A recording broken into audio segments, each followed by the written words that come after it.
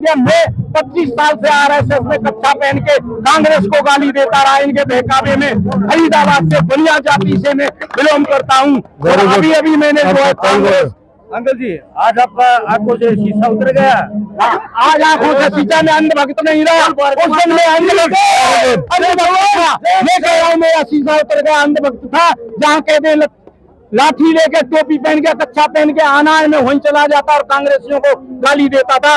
वो दिल्ली का जंतर मंतर, जहां पर भारत की विश्वविख्यात महिला पहलवान इंसाफ की मांग के लिए 10वें दिन भी धरने पर बैठी है।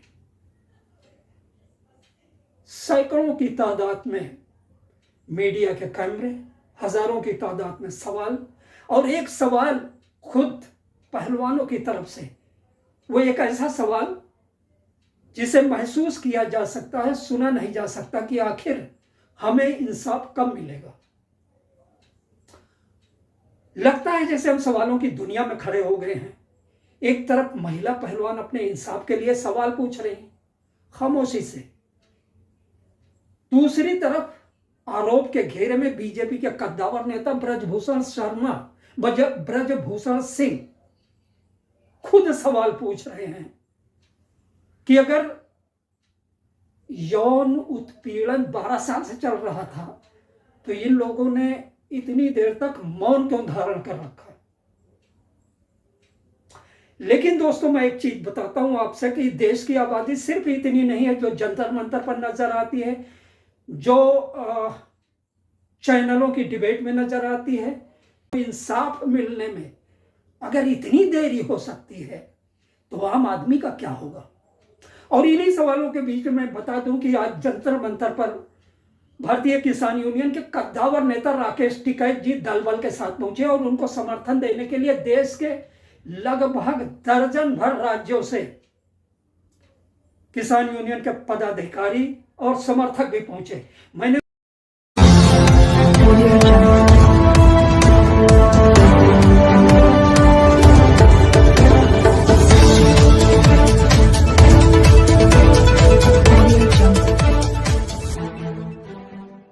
क्या कहना चाहते हैं इस मुद्दे पर? सरकार बहुत खामोश है। अभी भी सरकार गलत करती है, गलत पे खामोश रहती है। ये सही का साथ देने वाली सरकार नहीं है, पूंजीवादियों की सरकार है। हमारी बेटियों की इज्जत पे हाथ डालने वाली सरकार है।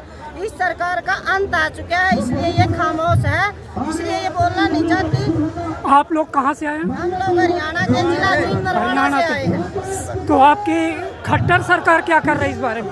खट्टर सरकार इनकी पिट्ठू है। जूनियर कोच के साथ वहाँ भी एक मंत्री ने यौन शोषण किया है और खट्टर सरकार उसे अभी तक बर्खास्त नहीं कर रही। संदीप सिंह जो कभी हॉकी के प्लेयर और कैप्टन होते थे, वो भी जुल्म कर रहे हैं और उन्होंने यौन शोषण किया है हमारी एक बेटी का जो जूनियर कोच है, और वो भी अभी तक बर्खास्त नहीं किया। यही चरित्र अपने यहाँ हिंदुस्तान की सरकार का है। ब्रजभूषण सिंह ये नहीं चाहता कि गरीबों के बच्चे आगे बढ़े।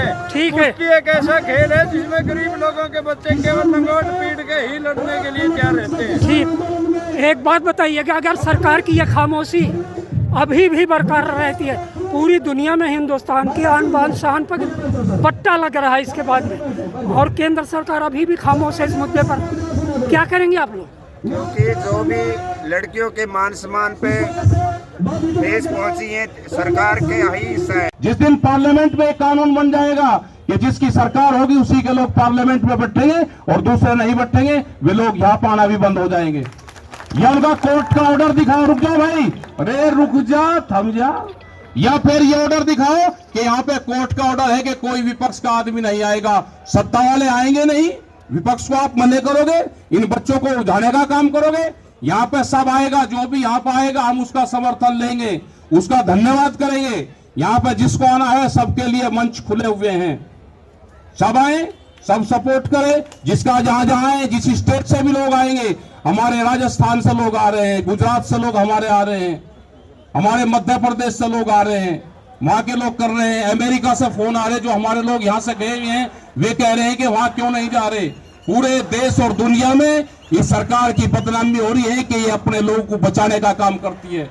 एलआई और इंटेलिजेंस के लोग यहाँ पे होंगे, आप बता दो, गिरफ्तारी के बगैर पंडा नहीं छूटेगा। पूरे देश में ये चिंगारी फैलेगी, ये रात रात भर जुलूस से निकलेंगे, हर जगह डिस्ट्रिक्ट हेडक्वार्टर पे गिरफ्तारी के लिए प्रदर्शन होंगे। हम संयुक्त मोर्चे से भी हम कहेंगे कि जिले में अपने प्रदर्शन सब लोग आप अपने जिलों में करें, डीएम को ज्ञापन दे, और ये धीरे धीरे ये आंदोलन इसी तरह से बढ़ेगा। हम इन बच्चों के लिए पूर्ण रूप से समर्थन देते हैं, इनके साथ में हैं। हम फिजिकल रूप से यहाँ ना रहें, लेकिन हम पूरा वैचारिक रूप से यहाँ पे इन बच्चों के साथ में हमेशा रहेंगे। प्रेस के लोग या दूसरे लोग, उनसे हताश होने की जरूरत नहीं, उनका जवाब दो। जितनी प्रेस और मीडिया आ रही है, ये कुछ न कुछ होगा। सरकार बयान नहीं दे रही उसके पक्ष में, लेकिन वो खुद बयानबाजी कर रहा है अपने बचाव में। ये देश में हमको राइट दिया गया है, हर आदमी को राइट है, वो अपने बचाव में कुछ भी कहे, अपने बचाव में उसको कहने दो।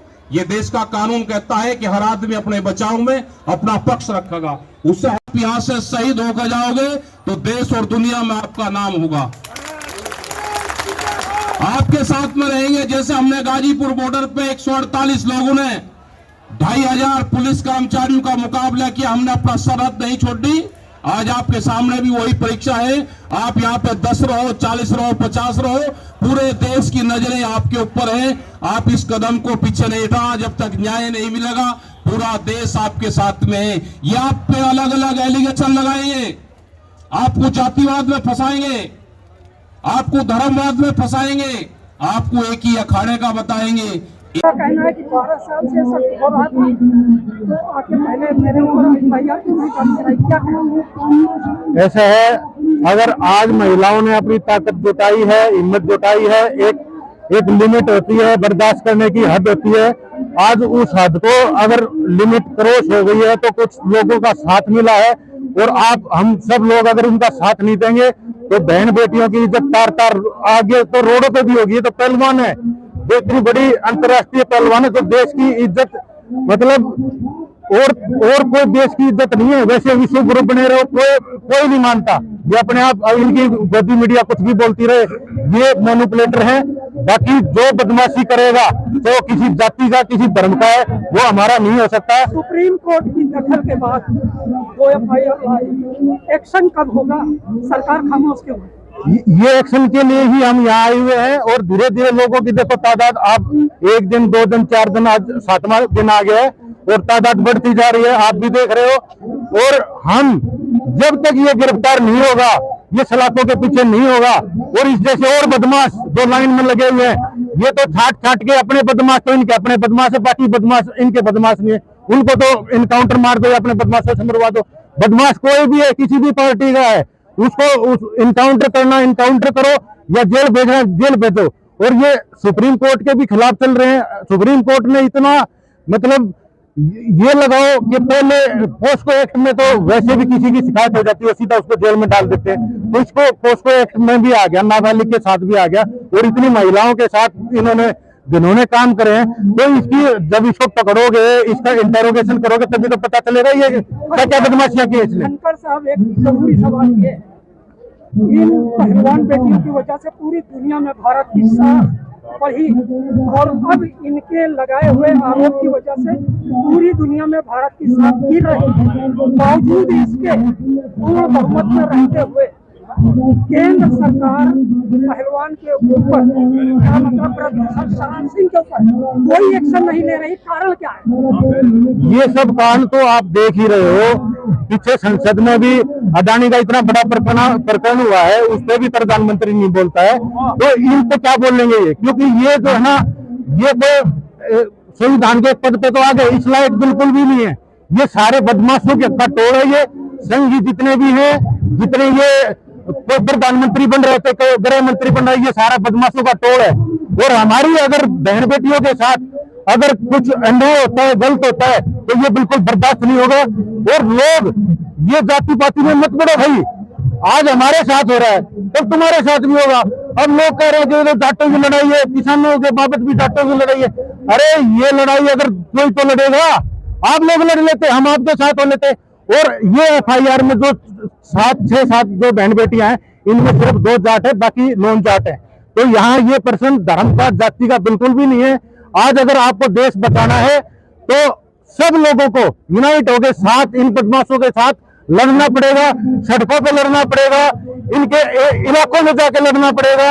उनको धिक्कार है ऐसी नालायक सरकार पर, जो सरकार का मंत्री एनकाउंटर कराता है, कहता है कि ये गुंडे हैं, ये बदमाश है। हम कह रहे हैं कि ये जो अभी हमारी बहन बेटियों का शोषण कर रहा है, क्या गुंडा नहीं है? इससे तुरंत सरकार को रिजाइन लेना चाहिए और इसके खिलाफ सख्त कार्रवाई करना चाहिए। बड़े शर्म की बात है इस देश में कि हमारे देश में सुप्रीम कोर्ट को आदेश देना पड़ता है FIR करने के लिए। हमारे देश में बेटियां मर रही हैं सड़कों पर। हमारी ये निकम्मी बैरी गूंगी सरकार पूरा संविधान को तोड़ने मरोड़ने में लगी हुई है, पूरे संविधान को खत्म करना चाहती है, किसी को जात में घात नहीं करना चाहती है, पूरे देश में तानाशाही सरकार चलाना चाहती है। ऐसी सरकार को जनता को ही उखाड़ के फेंक देना चाहिए। मैं कह रहा हूँ कितनी बड़ी बेईमानी करेंगे, कितनी बड़ी धांधागर्दी करेंगे। इनको जब एक तरफा जनता एकजुट हो जाएगी तो इनकी तानाशाही खत्म हो जाएगी। ऐसे तानाशाहियों के खिलाफ जो कि सिविल सर्विस की नौकरी है उसके ऊपर भी ये नंबर 2 पे काम कर रहे हैं। मैंने सुना है कि कई मुद्दे पर आते हैं। एक चीज बताइए, सबका साथ सबका विकास, सबका विश्वास, आपको नजर आ रहा है कि सबका विश्वास ये एकदम खोखला नारा है, ये एकदम खोखला नारा है। सबका साथ विकास सबका नहीं, जो भाजपा सरकार के साथ है उनका विकास है। ये बहन है उसके साथ जो भी कुछ हो जाए कोई सुनने वाला इस सरकार में नहीं है। कोई अच्छा दिन नहीं आया आज तक। जितना झूठ जनता के साथ इस सरकार ने, निकम्मी सरकार ने बोला है, इतना झूठ किसी सरकार ने ना बोला है। तो कहते थे कांग्रेस ने लूटा नहीं था। कांग्रेस ने तो शहीद हुए कांग्रेसी, उन्होंने देश के लिए काम किया। और दल भी देश के लिए काम करते हैं। माननीय चौधरी चरण सिंह जी भी एक प्रधानमंत्री हुए थे, वो जनता में किसानों के पास जाते थे जब जमाना ऐसा था। आज के प्रधानमंत्री कितने हजार करोड़ का हवाई जहाज खरीद के रोज विदेश में बैठे रहते हैं। तो इन बहन बेटियों की कौन सुनेगा? कोई सुनने वाला नहीं है। ऐसी दुनिया में बहुत बहन बेटी है जिनके साथ गलत काम होते हैं। यहाँ तो संगठन है, संगठन हुआ, जंतर मंतर पर धरना हुआ तो इनकी FIR हो गई। इतने बड़े केस सरकार के नेताओं पे, बीजेपी के नेताओं पे है। इन्होंने इतना झूठ बोला है कि जितना जनता को धोखा दिया इन लोगों ने किसी ने नहीं दिया। मैं 25 साल से RSS में कच्छा पहन के कांग्रेस को गाली देता रहा। इनके बहकावे में फरीदाबाद से बनिया जाति से मैं बिलोंग करता हूँ। अभी मैंने कांग्रेस अंकल जी, आज आपका आंखों से शीशा उतर गया।